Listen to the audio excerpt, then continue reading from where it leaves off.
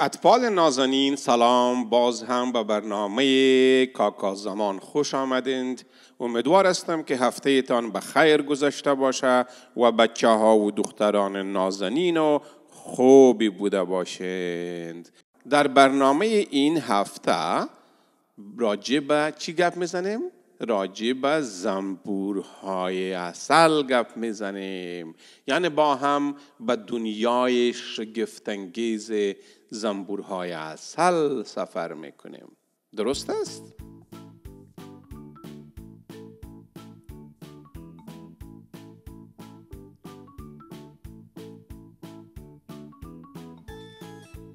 آیا برای سفر به دنیای شگفت‌انگیز زنبور عسل آماده هستید؟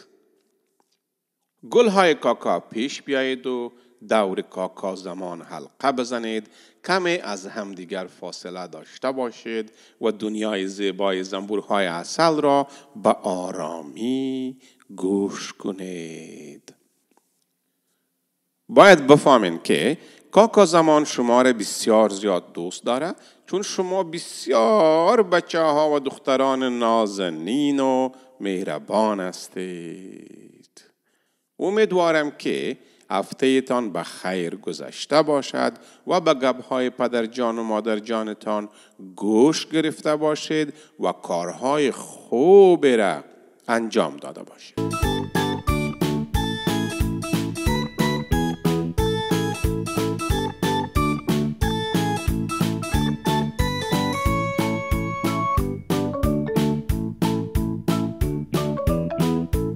داستان ما در قلب یک اندوی پرهیاهو شروع می شود. تصور کنید یک شهر زنبور پر از کار و کوشش و تلاش. زنبورهای عسل به 3 گروه تقسیم می شوند. به چند گروه؟ به 3 گروه. کدام هستند و 3 گروه ها؟ حال برتان تشریح می کنم. اول ملکه.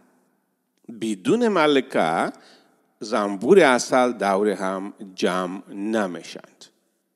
یعنی باید که ملکه باشه که تا زنبورهای عسل دور هم جمع شوند. و وظیفه ملکه انداختن تخم است. دوم مردان. برعکس انسان ها کار مردان زنبور عسل کار بیرون از لانه نیست. اینا همراه ملکه زندگی میکنن و به ملکه رسیدگی میکنند.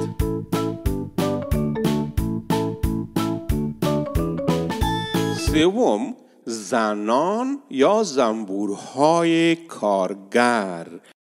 زنبورهای زن یا زنبورهای کارگر طوری که از نامش معلوم است مشغول جمع‌آوری شیره از گلها، ساختن و سرد کردن خانه زنبور، پاک کردن خانه، رسیدن به ملکه و نگهداری از زنبورهای نوزاد است.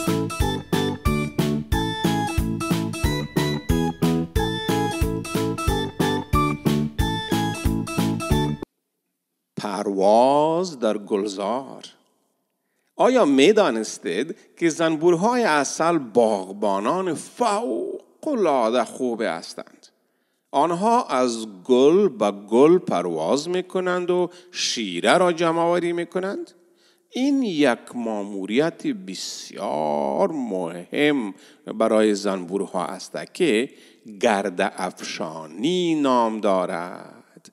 یعنی زنبورها گرد یا لقا را از یک بوته به بوته دیگر میبرد.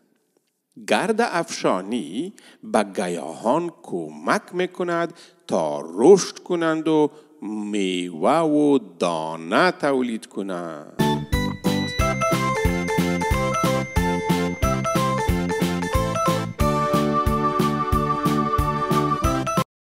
حالا وارد دنیای جادویی تولید عسل می شویم.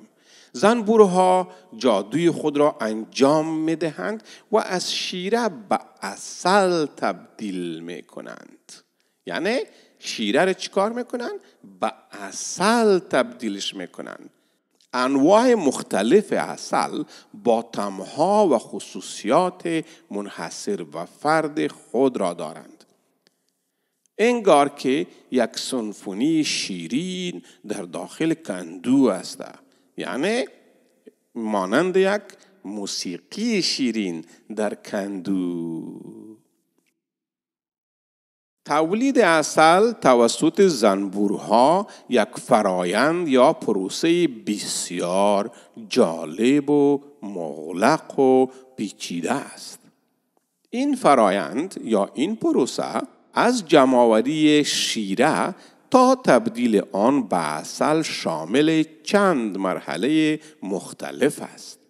در ادامه مراحل تولید عسل توسط زنبورها را توضیح میدهم. با من باشید.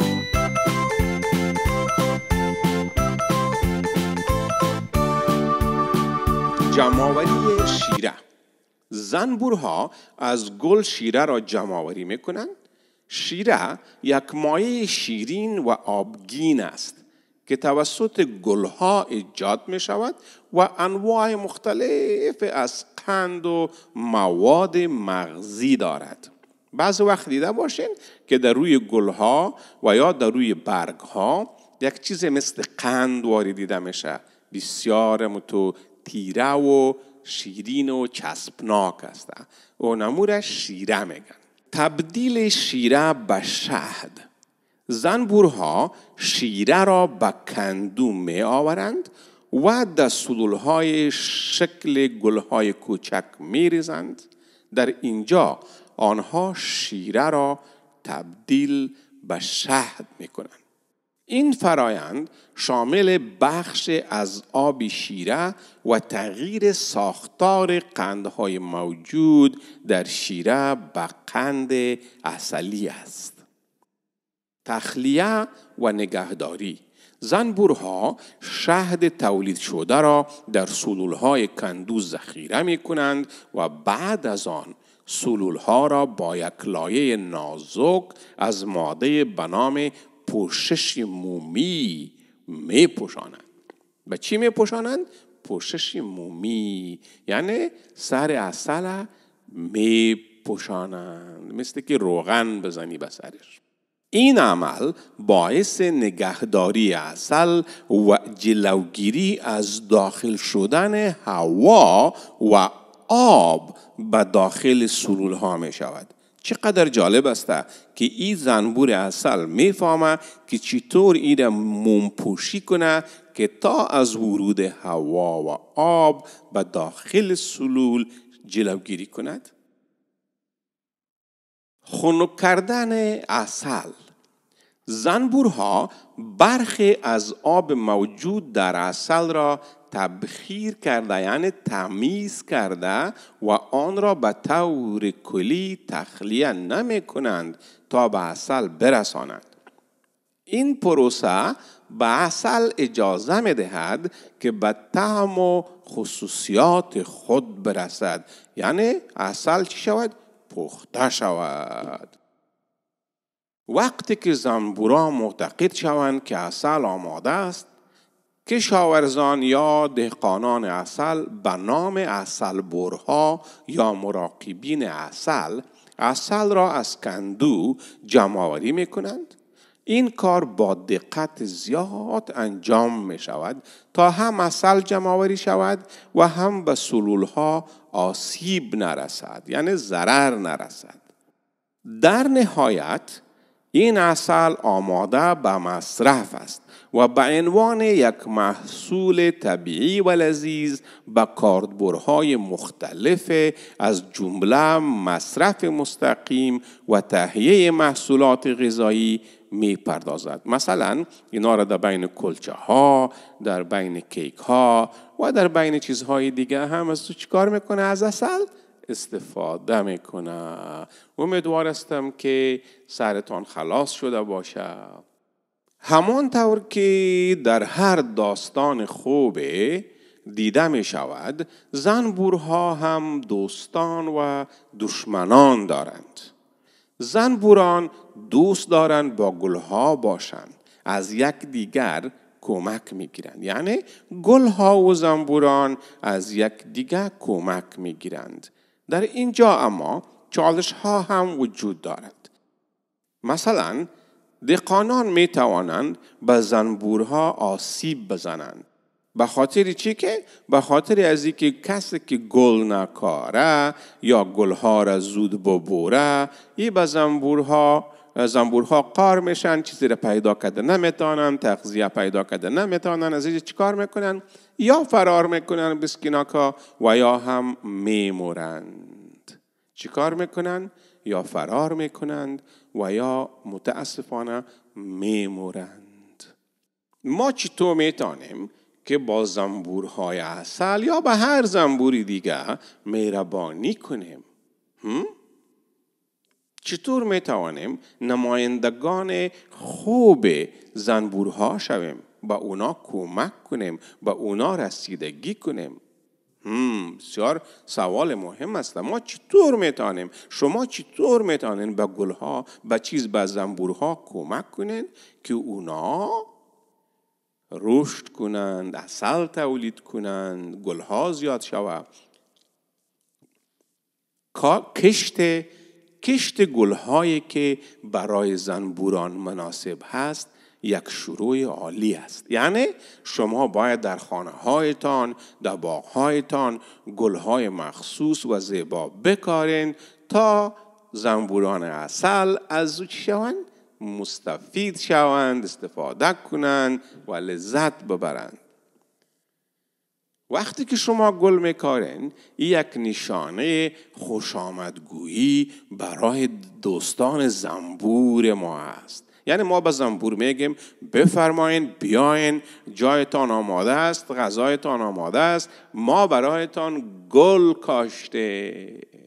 این اقدامات کوچک میتواند در حفاظت از دوستان زنبور ما مهم و مؤثر باشد. امیدوار هستم که شما نازنینان پدر و مادرتان بگوین که گل بکارند و شما هم همراهشان کمک شوید. اطفال نازنین و مهربانم، برنامه امروزی دنیای شگفت‌انگیز زنبورهای عسل در همین جا به پایان میرسد. امیدوارم از یادگیری درباره این موجودات شگفت‌انگیز و زیبا لذت برده باشید. این برنامه زیبا را با دوستان خود شریک سازید و بیایید همگی نمایندگان خوب زنبورها و پرندگان شویم. تا برنامه بعد کنجکاو بمانید. شما را به خداوند یکتا می سپارم. امیدوار هستم که هفته خوب پیشی رو داشته باشین، درس بخوانین، زحمت بکشین، به پدر و مادرتان گوش کنین و هوش کنین. وقتی که از سرک عبور میکنین، وقتی که از سرک تیر میشین، این طرف او طرف سعی کنین که دیدن که موتر نیست باز تیر شوین، به خاطر که موترها بسیار تیز و بسیار خطرناک شده و مردم هم متاسفانه سعی نمیکنه، توجه نمیکنه و اطفال نازنین ما را میزنند. بنابراین باید بسیار احتیاط کنین. شما را دوست دارم، به خداوند می سپارمتان. الله یار و مددگارتان باشه. خدا حافظ.